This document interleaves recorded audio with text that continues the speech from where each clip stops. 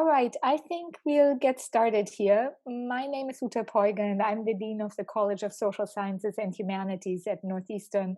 And it's a great pleasure to welcome all of you to our 6th annual Undergraduate Research Forum, which at the same time has now turned into our 1st annual remote or virtual undergraduate research forum. And I have to say that I'm just so thrilled that our 6 presenters today, as well as the moderators, have agreed to engage with all of us in this new format. I also want to give a special shout out to everybody from the CSSH community who is joining us today. We really look forward to your questions on chat. And then a very special shout out to any recently admitted students to Northeastern. We're really thrilled that you are here with us today in order to hear more from students and faculty about the kinds of intellectual endeavors and projects that our community fosters and that students work on together with our faculty members here in the College of Social Sciences and Humanities. I already mentioned that we transferred this to a different format. You will hear first for a minute from each presenter about where they are today, talking also briefly about how they are confronting the crisis that we all are living through right now. And then you will hear from each presenter in a fairly short format for about 3 minutes about their projects. You will then have the chance to ask questions over the chat function. And again, we very much look forward to the discussion that will come from all of that. I will actually now very quickly mute myself and turn over to the first moderator today, who is my colleague, Chris Parsons from the History Department. And Chris will get us started and then will also moderate the discussion that follows our presentations. Again, a very warm welcome from me to all of you, and thank you so much for joining all of us virtually today. And I very much look forward to all of your presentations. Thank you. Chris? I want to echo Dean Poiger's welcome and thank you for helping keep our intellectual community alive as we're all distant and adapting to these often trying circumstances. I want to remind you that today's event will be recorded for the future purposes exclusive to the College of Social Sciences and Humanities, and ask as well that all audience members please keep their audio and camera muted throughout the duration of the presentations. We definitely encourage you to participate at the close of each panel presentation, but it'll be through a moderated Q&A.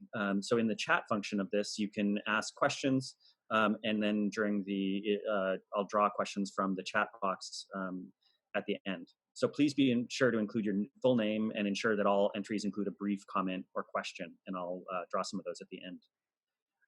It's my delight to introduce the presenters on this really fascinating sounding panel. Our first presenter is a History and International Affairs student, Go-Dan Qing, who will present Escapism in Anime and its link to Japan's rising far right.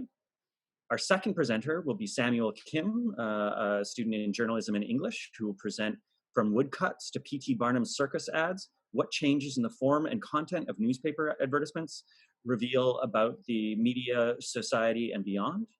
And our final presenter on this panel will be Brittany Mendez in the Politics, Philosophy, and Economics Department, who will present American Educators Need an Updated Civil War Documentary, a critique of Ken Burns' The Civil War. So with that, I will turn this over to Go for the first presentation. Hi, I'm Dan. Like the Professor Parsons said, I'm a History and International Affairs major. I was supposed to graduate this May. Currently, I'm still in Boston. I wanted to go back to Malaysia, but because I'm on a visa, that's a bit risky. I might not be able to come back. So far, I've been just doing a lot of busy work to pass the time because there's not really much for me to do since I'm living alone right now. But yeah, it's a great time to work on my project, I guess. I've also been playing a lot of Animal Crossing since that just came out. This presentation is actually for my capstone, which I'm writing with the supervision of Professor Hefner. I initially became really interested in this topic when I went on a dialogue to Japan with Professor Aldrich. When I was there, I was writing a paper about the differential treatment between Hibakusha and victims of the Fukushima nuclear meltdown. and I got like this amazing source of anime, but there wasn't any place in my paper for it, so I kind of just came up with a new topic so I could use it. So this brings me to my presentation, I guess. Anyone who knows about anime knows that it became a global phenomenon in a really quick time, and it reaches an extremely wide audience. But it's often just regarded as a children's cartoon and is discounted as an academic source, even though the medium is very influential because it is very popular and people would more likely listen to the messages that animes push than documentaries because they're actually willing to watch anime. So, how do anime and right wing extremism in Japan connect? For this project, I wanted to look at the intersection of historical narratives, politics, and pop culture. Because let's get things straight first. You know, right wing sentiment is on the rise across the globe. Japan is definitely not the only one in this boat. But the problem is, Japan has a really big historical consciousness problem. It doesn't have a very unified narrative on World War II, which leaves it very vulnerable to political manipulation. And unfortunately, anime is not really regarded as a historical source, so they can be guilty at times of pushing inaccurate narratives. We all know films like Grave of the Fireflies or Barefoot Gen. These are very popular films about World War II, not only in Japan, but all across the globe. And the problem is they all tend towards this one theme, which is the trauma of the atomic bombings and Japan's subsequent victimization. Um, there is no doubt that Japan was a victim, but the problem comes when they claim to be the ultimate victim of World War II, and use this to kind of avoid culpability of their past war crimes. Most historical anime do not mention comfort women or the rape of Nanking or medical experiments. Instead, they focus on the atomic bombings in a time vacuum, which whitewashes Japan's role as an aggressor. As a society, we tend to avoid uncomfortable topics in history, but by doing this, we invalidate the experiences of victims who are still traumatized until today. For example, the Japanese word for comfort women was actually altered so that it would be categorized as being part of a care package as opposed to being a person, which is, you know, literally dehumanizing the victim right there. But the thing is, every country has a historical consciousness problem. It's not just Japan. It's a part of human nature to avoid admitting past mistakes. But the danger of inaccurate historical narratives is that they can perpetuate prejudices and aggression between countries, you know, which makes the world a lot more dangerous considering our current weapons capabilities. And given the wide reach of anime, we should be really careful what types of history is being pushed through this medium and who it's reaching and how it's affecting those people. I believe it's our responsibility as academicians to present a more honest telling of history and to give, you know, the voiceless people a voice, and also to stop miscommunication and misunderstandings from tumbling us into another war. Thank you very much. Thank you so much, Dan. And now, Samuel? Yeah, hi. Hi, everyone. My name is Samuel Kim. I'm a journalism and English major, also graduating this May. I'm zooming in from Dallas, Texas. And for my daily routine, I've just been trying to get up at the same time every day. I've been doing a lot of gardening outside with my parents, and I've really been trying not to be on social media or screen time in general. And I think that's been helping.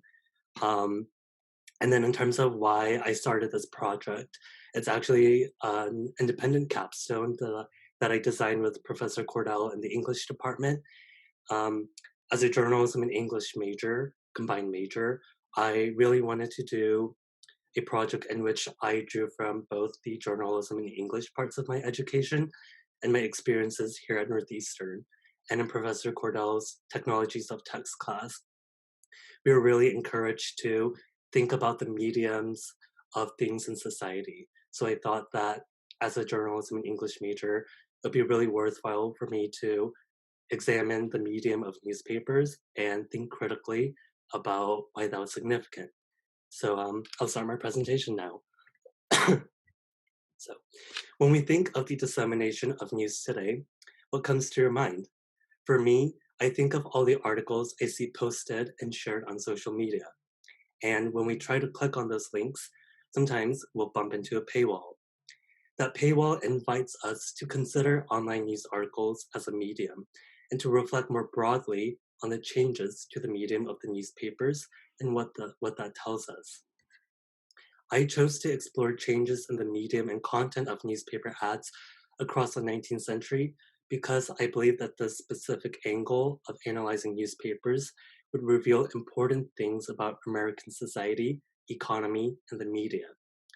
The 19th century particularly marked some big changes to the world of newspapers.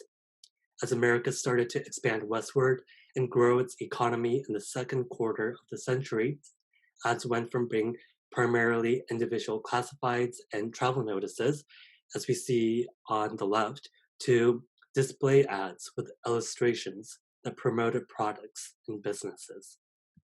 Technological advancements in printing that allowed for quicker and more efficient news printing also allowed advertisers to serve a variety of audiences. New markets like clothes manufacturing intentionally targeted audiences like women. As we see in the ad in the center, women too could now start reading the paper and browse for items that were directly relevant to them. One of the most important things I learned about changes in medium was that throughout the century, news publishers and advertisers scuffled over how ads should be laid out. Starting in the 1830s, cheaper penny papers set a new trend of limiting the length of the ads to 10 lines, and others began setting strict rules on having really small font size. However, of course, advertisers cleverly worked around this rule, such as in the example on the right, where we see a word made up of smaller letters. This conflict over space in newspapers reveals that papers truly are embedded in systems of commerce. And in the 19th century, the newspaper was a crucial medium that aided America's rapid economic growth. What's even more important is that these changes allowed the newspaper and its core essence of news dissemination to be more accessible and applicable to a more general American public. So as we look forward today, as newsrooms continue to get smaller and publications become online only, it's important that we support newspapers and subscribe to them, not just so we can avoid paywalls, but also because they can continue to relay the truth to wide audiences in a time when the facts really matter. Thank you. Thank you so much, Samuel. And now Brittany, last but not least.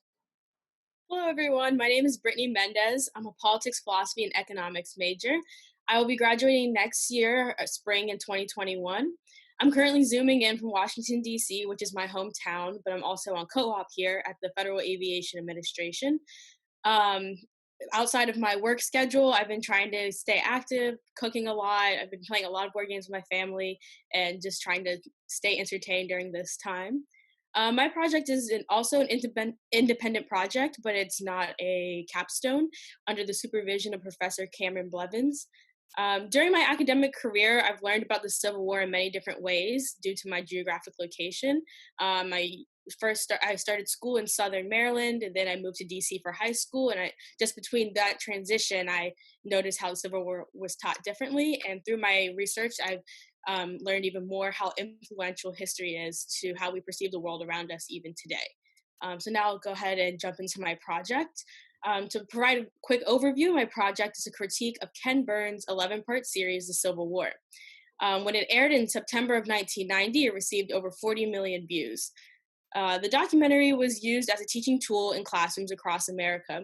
However, it targets a white audience by downplaying the horrors of slavery and underrepresenting minority voices, such as Native Americans and women. My project is both a qualitative analysis of my observations while watching the documentary and also a quantitative analysis based on the transcript of the documentary. Now I'll talk about the graphic on the left, which depicts the total number of words spoken by each historian during the documentary. For context, all the historians listed here are white males except for Barbara Fields. It is evident that Foote dominates the speaking time among the historians. In a 1997 interview, Foote was asked if he were alive during the Civil War, would he fight for the Confederates, to which he responded, No doubt about it. What's more, I would fight for the Confederacy today if the circumstances were similar. The number of words is also representative of the screen time of the historians. And as you can see, Shelby Foote leads in speaking time among the other historians with 90 appearances in total. Meanwhile, Barbara Fields is the runner-up who appeared 12 times in the film and spoke slightly over 1,000 words, which is nearly 7 times as many as Foote. Collectively, white men tell the story of the Civil War in this documentary. And Fields is the only Black and female historian to have speaking time in the film at all. She is also the only historian who obtains a doctorate degree. I will now shift over to the distribution of speaking time within gender, which is depicted in the graph to your right. Again, the number of words is representative of the amount of screen time for each speaker. The male speakers collectively spoke 67,888 words, while women only had 3,892 words, which means women only spoke for approximately 5.42% of the entire series. Also, note that speaking includes reading poetry, singing, actors speaking as historical figures, and more. When women spoke during the film, their source of words tend to be unnamed, or the words come from diaries and poems, which are traditionally feminine outlets and oftentimes considered unreliable sources. The Civil War is relevant today because our perception of this historic event shapes our opinions of how Black people and women are treated in today's society. Some states still teach students that the Civil War was fought over states' rights rather than slavery. And this narrative reinforces racist perspectives by downplaying the violence and lasting significance of slavery that still exists in society today. Thank you.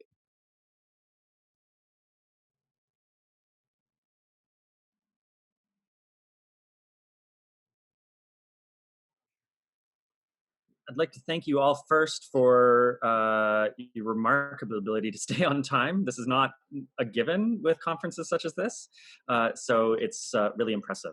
I would like to open up this to questions. If you would like to type questions into your chat box, I am happy to give them to the presenters.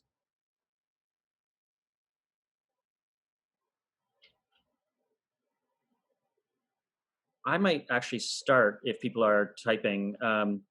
Dan, could you walk us through a little bit of what you had two graphs that showed imports, I believe, or exports? Mm-hmm. Basically, I used those graphs to kind of demonstrate that the historical narrative problem in Japan is actually manifesting itself in real world ways. It's not confined to just textbooks or how we see Japan or how Japan sees itself. Because Prime Minister Shinzo Abe, who has been criticized as being very right wing and nationalistic, because he has refused to admit certain aspects of Japan's past, and because of his visits to Yasukuni Shrine, the tensions between Korea and Japan have become quite palpable. Before the whole virus, kind of halted our world economy, there were a lot of trade disputes between Korea and Japan. They wanted to cut exports and wanted to rely less on each other. Both countries also actively discouraged their citizens from listening to songs from pop groups from the other country. So I found that very interesting to kind of show that, narratives don't just stay as words, they manifest in our lives as well. Fantastic, thank you. So Laura Green has a question for Brittany. She would like to know, Brittany, do you know how Shelby Foote, presumably known to be a supporter of the Confederacy, was chosen as this principal narrator?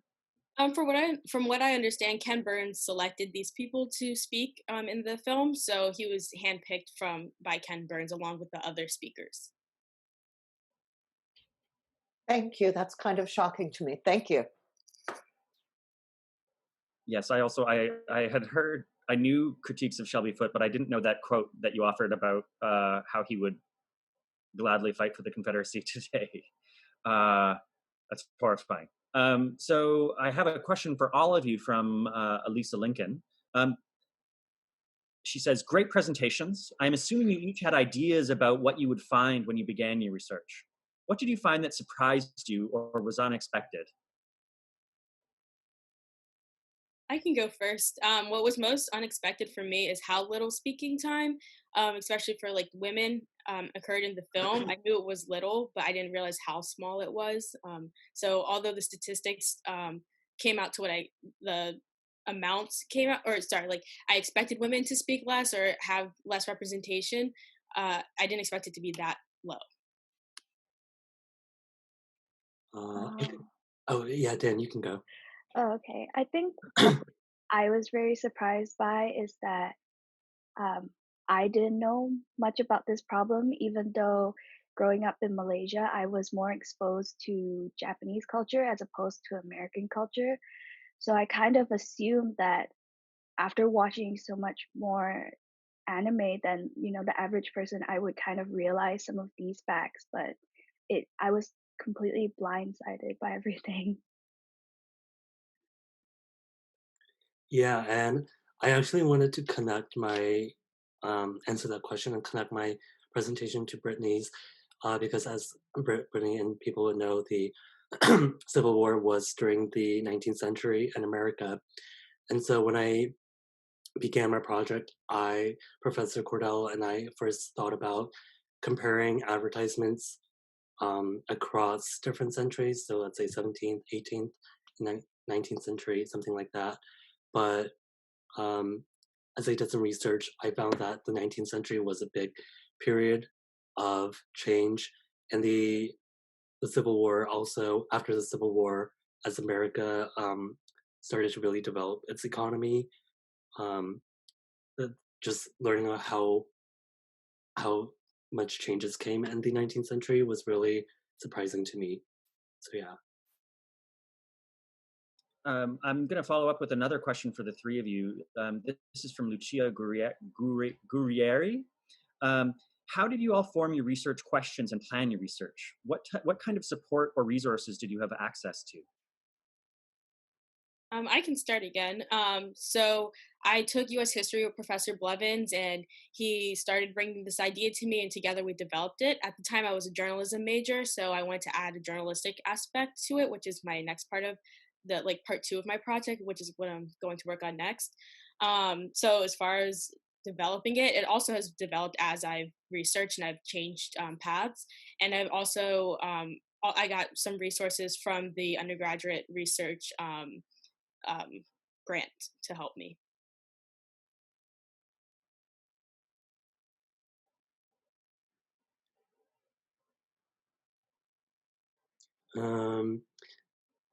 I sort of mentioned this in my introduction, but I really wanted to look at the medium of newspapers, and I thought advertisements would be, since advertisements there were, we saw a lot of the technological changes happening with woodcuts and the way they were printed. I just thought that would be a great angle for me to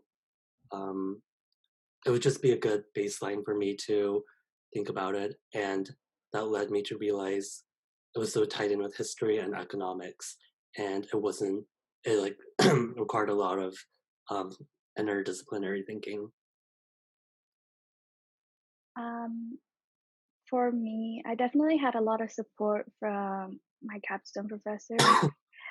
She, by talking with her over a lot of the ideas I had, I was able to just kind of narrow down my topic a bit more, because essentially I started with a bunch of sources as opposed to having a question that I wanted to ask. And from there, she helped me narrow it down to something that looked at history, but also could let me combine my interest in politics as well. But definitely, my question has changed a lot. And there are times where I still am not sure if the question I've settled on is really what I will end with. And I guess that's just part of the process. That's the best part of the process. The surprise, the unexpected. So I'll follow up with a question about the content of your papers. This is from Ellen Cushman, who is thanks you for your presentations, and wants to know, can you all please comment on the ways in which the media convey and limit representations? And maybe in the same order, Brittany, Samuel, Dan. Sure. So I think media plays a huge role because whoever's like behind the scenes making it, they have a lot of authority, a voice who when they produce the media. So for example, the Civil War documentary that I'm analyzing was completely like assembled by white men. So it makes sense that the film kind of catered to white America.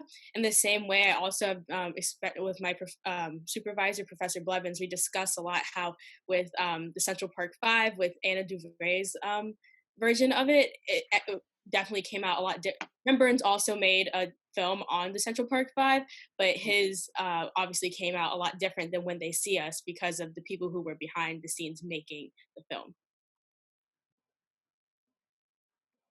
Yeah, for me, I mentioned how the increased need for advertising and the rise in the economy led there to be varied audiences in advertisements. And one thing that I thought was really interesting, the examples I pulled from was the Boston Daily Advertiser. And so in the earlier part of the 19th century, I saw a lot of ads that were related to alcohol. And as I did some historical research and discussed with Professor Cordell, I realized that that's the paper is very, very meant for male audiences, especially thinking about the temperance and prohibition movement. But then in the example I showed of a woman's at a sewing machine, it's very much intended for women. And so I think that we really were able to see a dramatic shift in how newspapers became were available and were intended to a wider variety of audiences, not just educated white men. Whenever I tell people about my paper or research topic, they usually ask like, "Oh, why does it matter?" Basically, to look at anime. And in the context of things, yes, it doesn't have as much credibility as documentaries or academic journals. But the problem comes is like, who reads academic journals for fun? Unless you're that kind of person, most people are more willing to consume pop culture. And I found it really interesting as a history major that pop culture really wasn't being considered a serious source. Almost like how initially diaries were also considered as being like a wishy-washy source of um, details about history. But as we continue our technological developments, things change. And there has been a lot of evidence that anime has been used by political groups in order to influence the younger generation in particular. This was done before World War II. The Navy used to fund a lot of animes that would push a certain pro-Japanese narrative that would kind of inspire young boys to join the army, but also to reassure Japanese parents that if their children do join the army, nothing's going to happen to them, which is not true.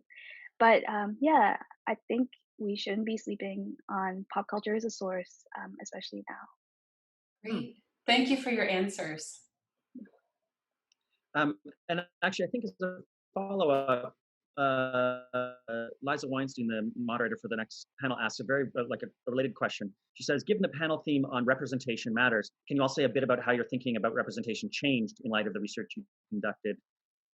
Specifically, whose voices and identities matter and why? I think you've begun to answer this, but this seems like a good follow-up. Sorry, I'm just looking for the question here so I can get all parts of it. Who was this question from? Liza Weinstein, it's the bottom. Here, I see. So yes, I don't think my thinking of representation has necessarily changed. I think I've noticed that there has been lack of representation. and it hasn't necessarily opened my eyes to that. That's something that I kind of came into the project knowing. So I think it was kind of the reverse for me. I knew that I wasn't going to see a lot of representation in the documentary, and I had to be more objective coming into it. So when I was watching the documentary for the first part of my project, I was not trying to like every minute like, oh, like look how terribly Ken Burns is doing. I was trying to say, okay, what, like objectively speaking, what is missing, what needs to be there. So in a way, I had to do it in reverse. And in regards to whose voices matter and why, again, like if you see that the people making the film are not diverse, you're not going to have a film that that a diverse audience will want to view. So I think it emphasizes the importance of having people creating content from a diverse perspective. Yeah, I think this is a great question. So one thing I was thinking about is um, when so places like the New York Times, the readers will obviously be pretty educated, and since you have to subscribe to them, the topics are very dealing with international affairs and things like that. And so, as also as a journalist, going through this process of surveying representation really was a reminder for me to that when I write articles and when I work for publications, to really make sure that the work I do is for white audiences, and that all people have access to my work, and that they feel that they're being represented, and that just because a publication is really reputable doesn't mean it should be exclusive just to the people who can afford it or who have the means to access it.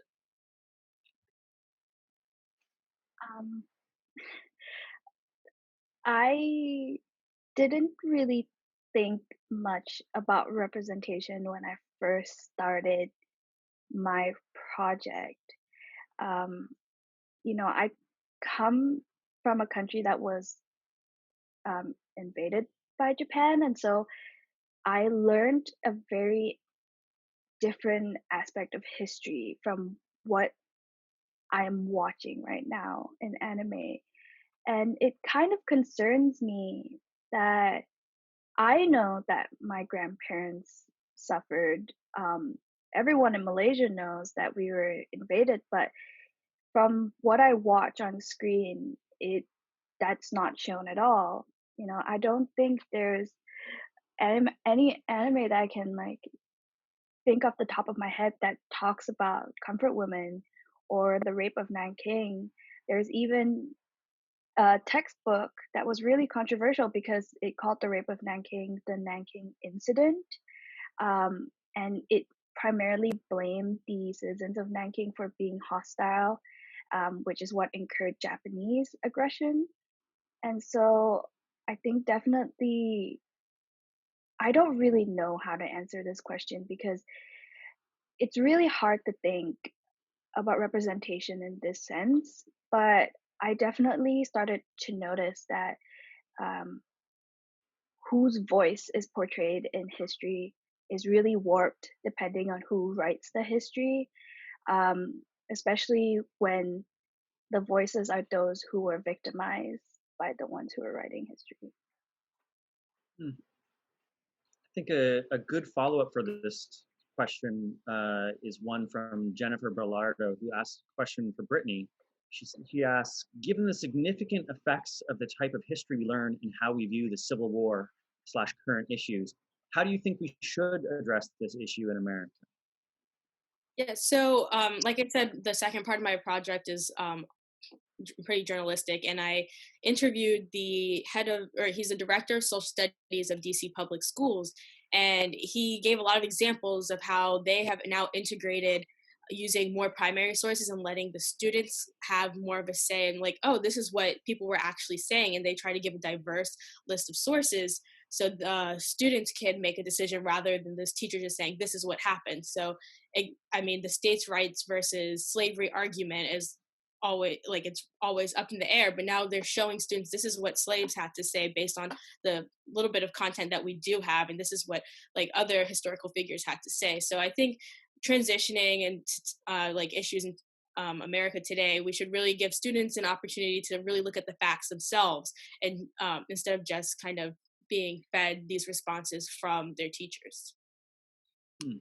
I might actually ask, I think this question is relevant for Dan as well. How do you think the issues you're addressing should be, or should it be addressed in Japan? I think definitely the difficulty with addressing this issue in terms of anime is that because it's not considered an academic source, it's hard to regulate it. You can criticize the contents, and there have been a lot of journalists in America who have criticized the contents of these movies, but it's very hard to do that in Japan, especially if you have a prime minister who actively supports these narratives. I think a few years back, President Abe told Japan that he really loved this movie called Eternal Zero, and it's basically a movie that glorifies kamikaze fighters and what they did for the country, saying that their sacrifices led to the peace and prosperity in Japan now. So it's very hard to regulate this, but it basically starts with teaching students a more truthful view of history so that they know that what they're watching on screen is more fantasy than historical fact. I will pose a question to all of you at the end. I'm always interested. When I work with students doing undergraduate research who don't necessarily plan to go on to academic careers or continue this research. What you think you'll take from this experience as you go on, beyond a knowledge of 19th century printing, how often Shelby Foote talks, or a lot about Japanese anime? Yeah, so I can start. I think that it's just so important how you learn about these historic events, because it shapes your thinking in the future. And kind of what I said at the end of my presentation, how if you are taught, again, like the states' rights or the slavery narrative, that will influence your thinking on current events. And if you downplay the importance of slavery, you're not going to necessarily see what's happening in today's society as being that bad. Like you won't know the origins and how bad it was and why we are where we are today. So I just think that remembering all of this and taking it with you into whatever career you go into, like it could even be STEM, it could be anything, knowing this history and how we reacted to it in the past will shape how you think about things in the future, and we're the future voters and we're the future politicians. So if you're not teaching them history in a way that's in an accurate way, then the next generation won't have this knowledge. I think that I pretty much mentioned this earlier, but I think it's really important that we continue to support newspapers. They're, as we can see, an integral part of American society. It's integrated with our economics, with the industries. And so, yeah, I think it's really important that we continue to subscribe to newspapers and realize that because they are such an important part of our society, especially in this time when people debate over facts themselves, that we continue to support them and realize that we need newspapers more than ever. As for me, I really do intend to actually take an academic career later on. In my home country, we have also a historical consciousness problem. And by learning more about how different narratives can actually have really real impacts on people, especially on how people within that narrative feel about themselves and how they view themselves and their role in society, I think it's really important that taking from this, I can go home and try to correct the narrative in Malaysian history and be more inclusive to all different peoples there. Laura Green has just added that we should have called this panel History Matters, and I couldn't agree more. And I want to thank you all. This, as we were saying, it is rainy and blustery in Boston right now, but this has just been such a fantastic conversation and such exciting research, and I can't thank you enough for sharing it with us today. I will now turn this over to Liza Weinstein, who is chair of Sociology and Anthropology, who will moderate the next session. Liza, are you there? I am here. Can you hear me and see me? Yeah, All right. Thank you, Chris, and thank you very much to the 3 previous panel members. That was such an excellent panel, and I just want to echo Chris's comments that in the midst of so much uncertainty and so much of what we're all dealing with, just the opportunity to really focus in on the excellent work that our students are doing and engage with the ideas that they're helping bring to the table is really something that we all are relishing right now, and I certainly am. So I'd like to introduce the 3 panelists on the second panel of today. The first panelist will be Aeverie Polintan, who is a PPE, Politics, Philosophy, and Economics major, and her title is The Capacity of Courts as Instruments of Justice After Genocide. And following Aeverie will be Yara Abul-Jadayal, who's a political science major, who will be speaking on Saudi women in the workplace. And then third will be Maggie King, who is a political science and international affairs major, who will be speaking on methods of rural protest, overcoming barriers of proximity. And like my predecessor, Chris before me, I'll be holding up a 30-second sign to encourage the panelists to wrap up. And I encourage all of the audience members to put yourself on mute if you haven't done that at this point, and be sure to put questions into the chat box, and I'll be moderating them at the end of the session. So I'm going to turn my camera off and encourage Aeverie to begin. Hi, so my name is Avery Polintan. I'm a politics, philosophy, and economics major. I'm supposed to be graduating this May. I'm currently Zooming from San Francisco. Due to visa issues, I couldn't go home to Dubai where I live. I'm currently on classes, so it's kind of easier for me to structure my day because I still have those online live classes that I have to attend, even though we're all virtual at the moment. So my research is on the capacity of courts as instruments of justice after genocides. This research really came about because I was very interested in international institutions, having gone on a dialogue to the United Nations with Professor Garcia, and having had worked with the European Parliament at some point during my undergraduate career. But the subject matter of my research really came about from a class I took with Professor Natalie Borman on comparative genocides. And this is actually my senior capstone that I'm completing with her at the moment. So there is this prevalent notion, particularly in Western societies, that justice is only achieved within the setting of a legal court, similar to the picture on the left. This type of justice through courts focuses on the imposition of punishment. This is often called retributive justice. But this, in my opinion, is a very narrow conception of justice. I think it is also important for us to consider other forms, such as one that focuses on the people in addressing the harms that are caused by these crimes. Community-based mechanisms, similar to the picture on your right, are usually what is used to achieve this. The disparity in focus and in mechanisms used of these two conceptions of justice has led to the common belief that they are mutually exclusive. I actually disagree. I actually think that there are valuable gains to be made in combining these two conceptions of justice. So my research really aims to answer the question of whether our court systems, similar to the picture on the left, traditionally viewed as exclusive mechanism for retributive justice, also has the capacity to be a tool of restorative justice, which is similar to the picture on the right.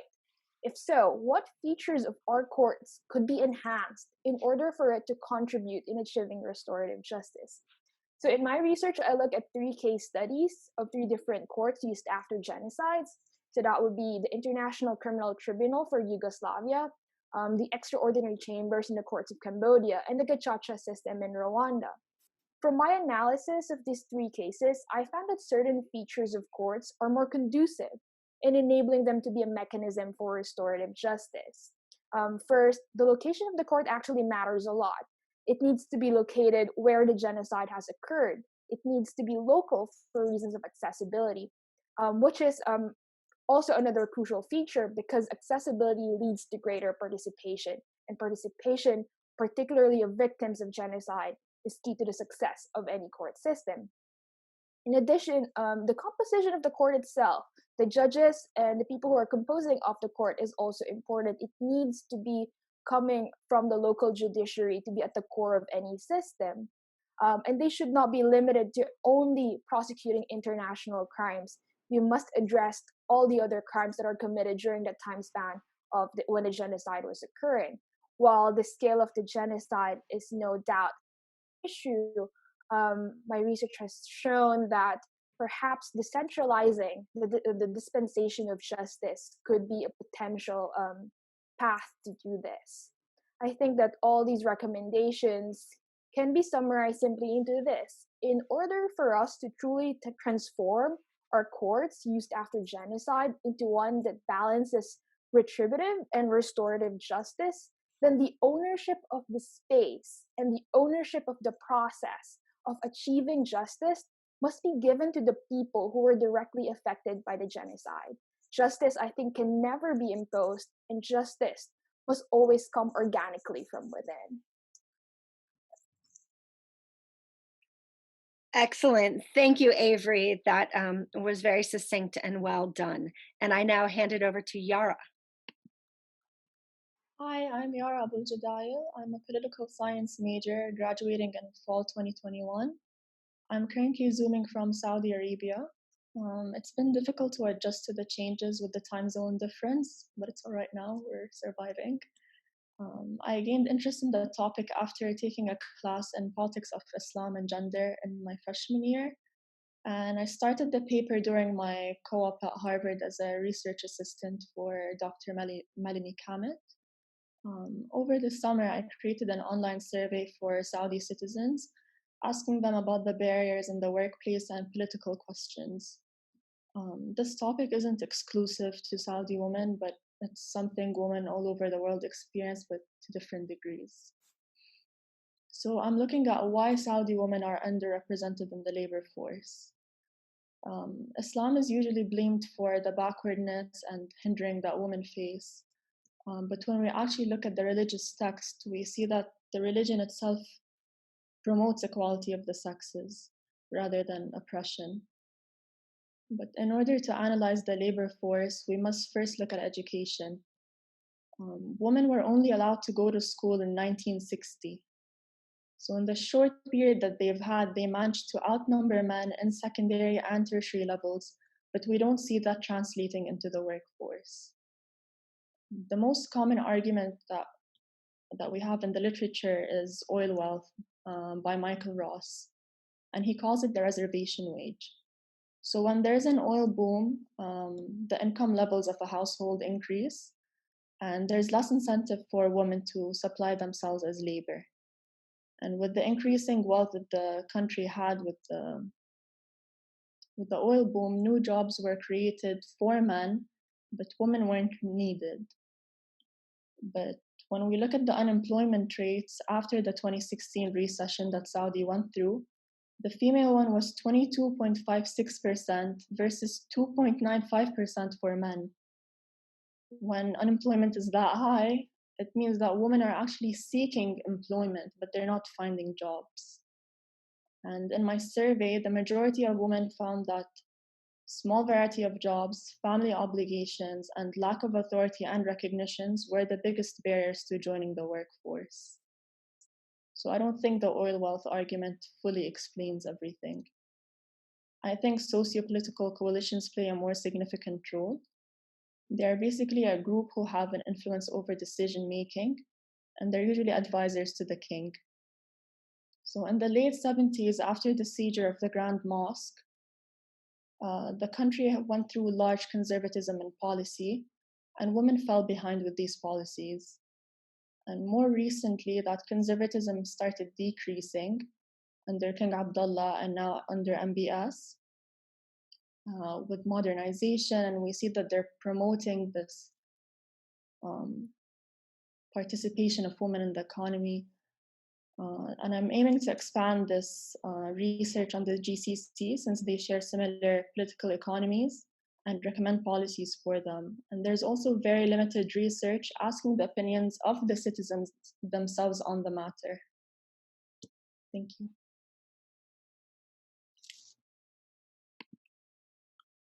Excellent. Thank you, Yara. And then finally, I'd like to hand the floor to Maggie. Hi, guys. Thank you. My name is Maggie King. I'm a fifth-year political science and international affairs major about to graduate in May. I'm currently Zooming from my apartment in Boston, also experiencing the hurricane-like weather outside. I'm still in classes right now, so my daily routine has been thankfully relatively busy and defined by Zoom classes and writing papers.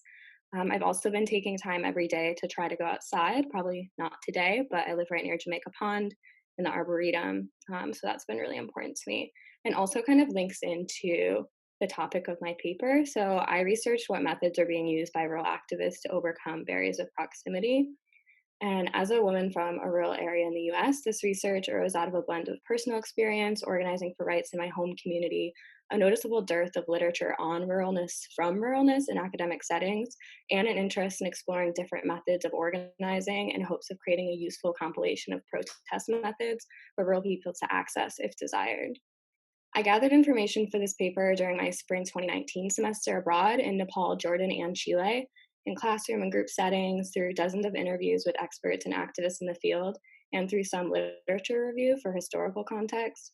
I think it's important to note that although there are only 2 examples highlighted for each country on my slides, the identification of the barriers of proximity and ideologies driving the resistance against these barriers derive from a multiplicity of interviews, organization visits, and literature review. I also think it's important to explain the definition of rurality I used in my research, as it was quite a process to find a definition that would be relevant and inclusive of all 3 countries. The lack of an institutionalized definition for ruralness in each country, in conjunction with the subjectivity of defining rural spaces, led me to turn to those who perform ruralness daily for the definition. In doing so, I attempted to decrease the impact of my own preconceived notions of ruralness from the equation, and instead allow ruralness to be defined by those who live in it, identify with it, and perform its construction daily. This decision was also a conscious effort to challenge assumptions that those who share ruralness as an identity conform to the same definition of this identity. Therefore, the identification of people interviewed and places researched were left primarily at the discretion of the activists and organizations themselves. If an activist described themselves as rural, or any variant of this term, as most of the interviews were conducted either in the interviewee's second language or through an interpreter, then I considered their work to be that of a rural activist. And if they described their work as existing in rural areas or for rural people, then so did I. And it is through these conversations and visits with people who self-identified as rural that the main barriers to rural organizing and methods used to overcome these barriers that I describe in my slide are identified. So my research found that ruralness as a geographic spaced and performed identity creates unique barriers to obtaining equal access, opportunity, and representation. I identified poverty of proximity at the root of the challenges faced by rural activists and their communities. Specifically, I found a poverty of proximity to institutions in Nepal, proximity to the public eye in Jordan, and proximity to self in Chile. I then identified the methods taken by rural activists, community groups, and NGOs to challenge these barriers, as listed in the slide. Through an analysis of this resistance, I identified local manifestations of capacity building and awareness training, forced visibility in the public eye through movement of protest to urban spaces, and economic autonomy through community engagement as examples of successful rural activism. The examples of these acts of resistance I found intend to serve as the start of a compilation of ideas and methods to be manipulated and reproduced by other rural people who are experiencing similar barriers of proximity. So, yeah. Excellent job to the 3 of you. And just again, to echo Professor Parsons' comments, not only was the content excellent, but so was the discipline to time and adhering to the time constraints of this very abbreviated, but I think efficient and really nicely presented model. So I've already a couple of questions have come in for several of you, and I wonder if we could start with Aeverie. We have a question from Professor Laura Green, and she's asking if you feel that your analysis has led you to feel that court systems such as the European Court of Justice or the ICC are not ultimately useful venues, avenues for justice. And I think it differs. So because the crime that I'm looking at is so specific, like genocide is such a different crime from all other human rights violations, and so for instance, my worry with the ICC, for instance, if you are not a party to the Rome Statute, similar to how the U.S. is not a signatory, nor is China or Myanmar, where those current genocides against the Rohingya, against the Uyghur in China, there is no avenue. The ICC is then not an avenue for justice in those instances. I think that's one of the concerns that really brought me to thinking about what are other avenues for justice for genocide specifically, because of the scale and the magnitude of what's happening. I definitely see that there's merits to having the European Court of Human Rights, for instance, and the ICC for certain crimes, but I do think that it's time for certain reforms to be enacted at those levels as well, to incorporate more of that restorative side of justice rather than just having purely retributive. Thank you for that, Aeverie.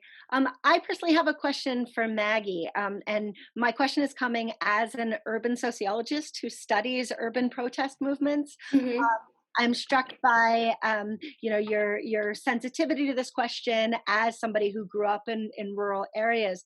But I wondered if in the course of your research and your literature reviews, if you encountered or you have a hypothesis for why the rural seems to be overlooked in the literature, and there has been such significantly less attention to the rural over the urban with respect to protest. Yeah, actually that question, so I did this research last spring, and then for my thesis this semester worked on like the topic of rurality in the US related to nationalism, and kind of looked into that more as to why protests are existing less in rural spaces or why they're being less covered. I don't have like a specific answer on like exactly why, but I think like a lot of the issues of proximity that I identified related to government are also issues of proximity related to academia as well, as to like, you know, why these voices aren't being heard, or why like rural people in themselves aren't studying themselves in these spaces as much. And it's definitely something I would like to look into more. Yeah, thank you. So third, I have a question for Yara. One of the participants in the panel has asked, or in the session has asked, if you actually feel optimistic in this current moment about changes in Saudi Arabia right now with respect to the political inclusion and opportunities for workforce participation among women today. Definitely optimistic. Like we've been seeing changes since 2013, since King Abdullah. It was the first time that women were allowed to be in the consultative council. We have a 20% representation of women. And then he allowed women in 2015 to run for municipal elections and vote. And then obviously under MBS, we had even larger reforms with the lift of the driving ban and removal of the male guardianship. So I think these definitely ease the barriers and actually encourage women to work. Definitely optimistic. I think there's a lot more to come. Excellent. That's excellent. Thank you.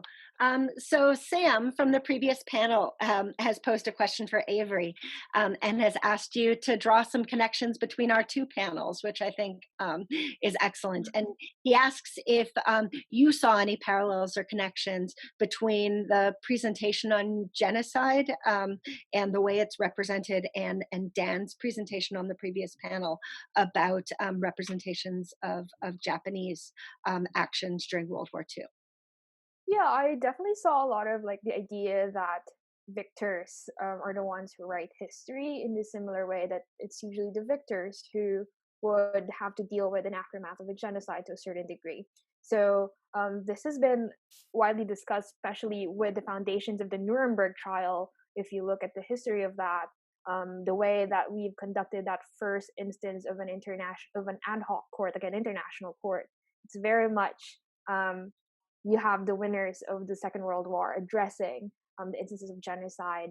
And I think the second issue of representation is that I personally see a lot of the governing norms in international courts to be more Western biased more than the other aspects of it. So what comes to mind is like the system used in Rwanda is very much local based, that they were able to inject norms that are unique to their traditions. And I think that there's a lot of merit to doing that for other instances as well, rather than just having like a very broad idea of what justice is.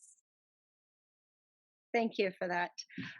We have a question from the Dean. Dean Poiger, first of all, wanted to convey her congratulations to the three of you on excellent research and presentations.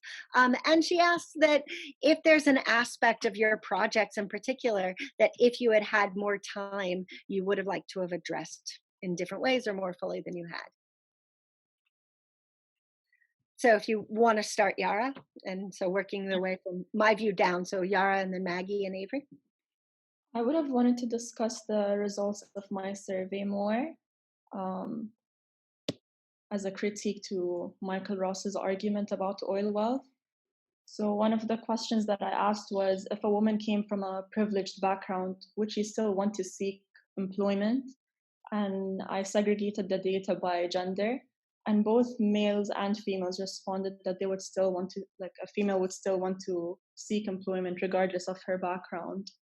And one of the interesting things that I also found was that Saudis find it acceptable at this stage for females to be appointed as ministers. And we haven't had any woman in that position before, only deputy. So I think this is also revealing about the country itself and where society is going. Since most of the literature or media just, they don't really portray the voices of Saudis themselves, you know. It's always the savior complex or women are oppressed, but we don't really ask them, like, what do you think? What would you want to see? Mm-hmm. Yeah, for me, I really would have liked the opportunity to research more into like how different identities played into rurality and into rural spaces. So for example, in all of the different countries where I did research, the intersection of gender definitely came into all of the conversations. I ended up primarily speaking to a lot of women, and all of them talked about the way being a rural woman additionally made them feel distant from institutions, the public eye, and like access to their rights. Also in Chile and in Nepal, conversations about like indigenous ethnicity came up a lot, and like the additional oppressions and barriers that indigenous people were facing who were living in rural areas. And I feel like I got to touch on those additional identities, but would have loved to dive into them more and explore the way that rurality, gender, and indigenous identity all intersect to create like a unique barrier to access for these people. I think for me, I would have loved to have done like interviews with actual victims of genocide in those three jurisdictions. Like I would have loved to have been on the ground and like interviewing those who were part of the process.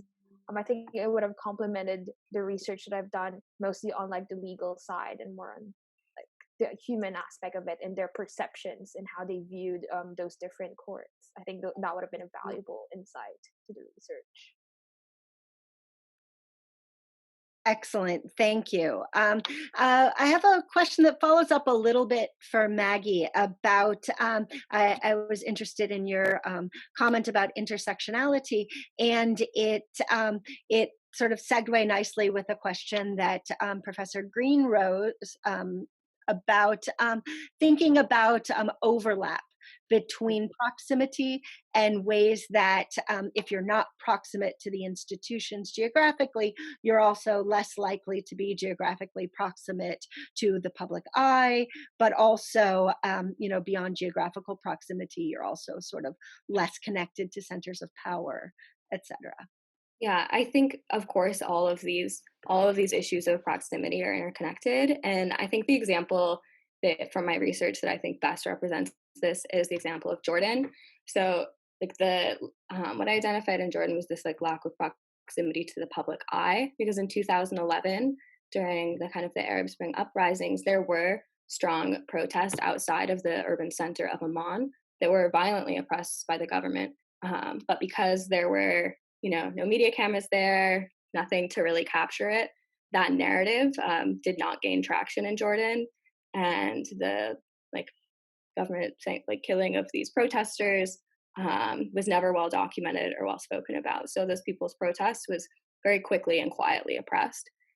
But in reaction to that, and kind of learning from that lesson, when I was there in 2019, there were huge protests for economic rights from people living in rural areas. And what they had done was literally walked hundreds of miles from the north and southern tips of the country to the city center of Amman and camped out in front of government buildings, demanding their economic rights and their rights for work and dignified labor. And it just shows how their distance from the public eye caused increased oppression of their protests. They were physically distant from one another and were having a hard time coming together to create the kind of protests that would draw government attention for their economic rights. And then their distance from the institution made it so they had to physically transport themselves hundreds of miles into that urban space in order to make themselves, their voices, and their demands heard. Yeah, that's excellent. We have a question from Tarfa for you, Yara. A question about whether the limited opportunities, the lack of opportunities for women in the workplace in Saudi Arabia has discouraged younger generations from returning to Saudi Arabia and seeing opportunities for them to pursue careers there. I think in the past, perhaps maybe because there were more barriers, but I think right now with a lot of the reforms that happened, I don't think so. Because the unemployment rate is high, that means people are trying to get employed. And when we look at the unemployment rate by age, for youth it's even higher. It's actually at around over 60%. That means we have a lot that are ready to go and find employment.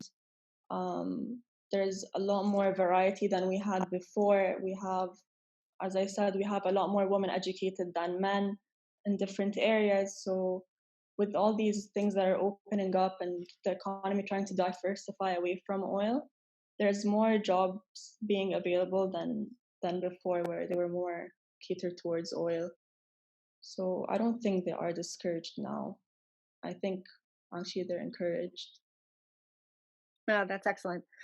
I had a question for each of you, actually. I was really struck as I was listening to your presentations about how they each had a comparative dimension, how you were able to illuminate some of the dynamics by looking, in the case of Maggie and Aeverie, across different geographical contexts and national contexts. And in the case of Yara, over time. I think that the comparative time dimension was more implicit, but I think it also helped illuminate sort of the conditions today. And I wondered if you could talk a little bit about comparison as a research strategy and how you built it into your work and what you learned from it. Sure, I can go first. I think the hardest part of the research that I've conducted was coming up with a framework of analysis for the 3 case studies that I was doing. And it took a lot of conversations back and forth between myself and Professor Borman, who I was writing this under her supervision, of really doubling down on where are the areas where overlaps are, and where are those areas that are unique to these cases. So my research, actually, I created my own framework of analysis on how to view this, and it's from those frameworks that I was able to really come up with those findings of, oh, these are things that matters and things that are similar trends that I've seen from each of them. So I think it's really useful to do comparative studies, because it just doesn't show you trends of what's similar, but it also shows you what's different. And sometimes it's in those differences that you kind of get something more of an insight into what you're researching. Yeah, for me, the complexity of comparing 3 different countries, I felt was most addressed when I was trying to get definitions, which I talked a little bit about with my definition of virality.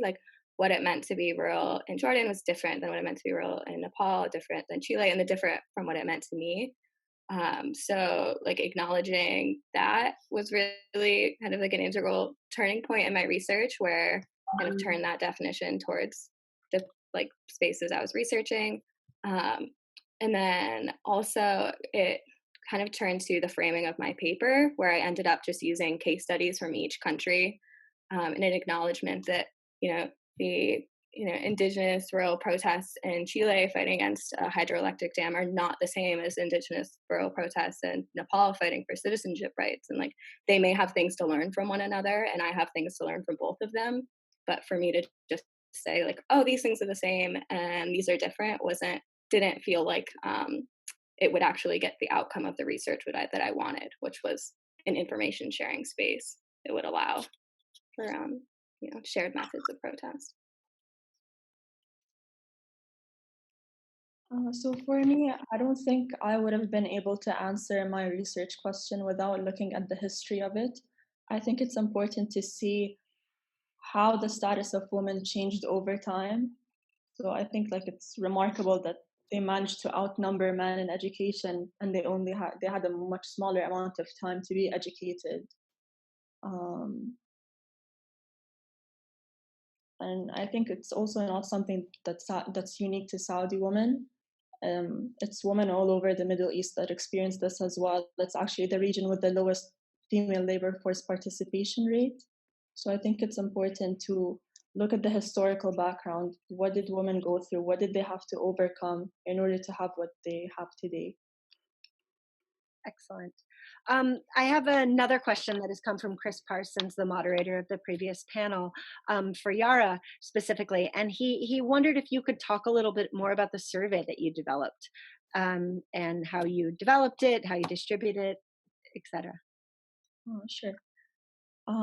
So I separated it into two sections. So questions related to the workforce, and then more political questions, and divided it into male and female. And I also created two versions of the survey. So I created one in Arabic and in English, and also segregated the data by age. And I saw that the older the ages, the more respondents I had for Arabic rather than English. So I think that's also something that could factor into the analysis. So I created the survey on Google Forms, and then I distributed it online and on social media. And I had around 280 responses, but then I had to remove all respondents that weren't Saudi, because I wanted to see exclusively what Saudi citizens thought on these questions. Excellent. That's very helpful. And in closing, I would love to ask each of you about, sort of a version of the question that Chris Parsons asked on the previous panel, asking about sort of what are you going to take with you from having done this research in terms of skills that you see as transferable, or something that you learned about the research process that could be useful whether you continue to do research or whether you don't, but sort of what you're taking with you. Aeverie, if you want to start. Yeah, sure. So I think my biggest takeaway, one of the reasons I wrote this research was it was a reminder to self as I graduate. I plan to pursue a career in international law. So we're hoping to work at those institutions. So the reason I wrote it was that I wanted to remind myself that while you're focusing on one aspect of justice, you should never forget the people who you're doing it for. And that's really, I think, my biggest takeaway from it.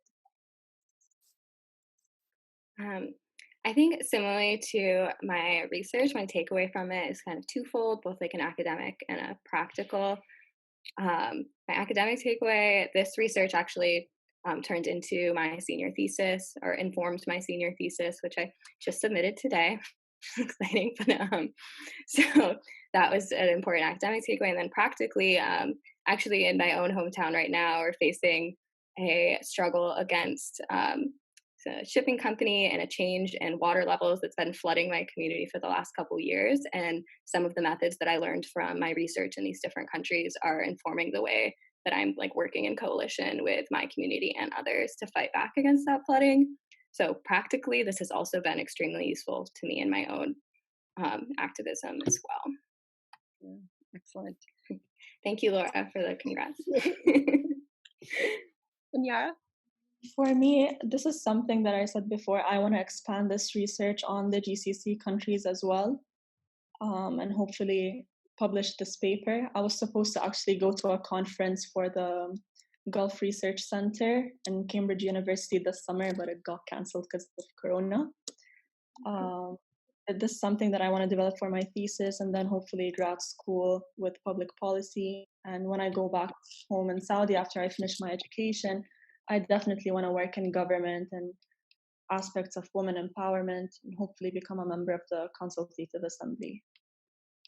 Wow, that's wonderful. In each of your cases, very impressive pathways forward. So I would just like to say that this panel lived up to my hopes and expectations to provide a really engaging and thought-provoking way to spend a while during this time. So I'd love to thank all of the participants for participating and for your excellent questions, and to the presenters, not only on this panel, but on the 3 previous panels, for the fabulous work that you've done. So my thank you. Many thanks from me as well. This is Uta Poiger once more. Thank you so much for all of you for persevering under these difficult circumstances, for giving us another afternoon of excellent intellectual stimulation. And we look forward to being in touch with you, and also look forward to celebrating with you in person when the time comes. Again, thanks to everybody, and also thank you to our audience for listening, as well as for asking great questions of our presenters today. Thank you to our moderators, and also thank you to all the CSSH staff members and Laura Green, who were the brains and hands and eyes and ears behind this entire effort. Again, thanks to everybody, and stay safe, please.